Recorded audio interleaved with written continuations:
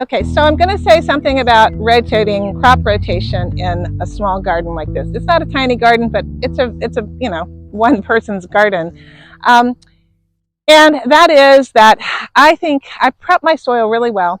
I prep all of my beds in the fall with a variety of ways, but they get good fresh compost on there. They get heavily mulched. These are very fertile beds. And I really don't do a lot of crop rotation. It's just too small. I grow too many of the same families of things. And so, you've got melons and you've got cucumbers, you've got eggplant and peppers and tomatoes and potatoes all in the same family. Well, I don't have that many beds to do a full rotation that would really mix it up.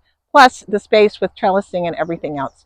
So I have done a lot of reading on it. I'm no expert, and please don't quote me as an expert, but my garden mentor, Gary Pilarchek, who is at the Rusted Garden and is a very experienced gardener, he says in a small garden, pests and diseases are going to show up no matter what from year to year.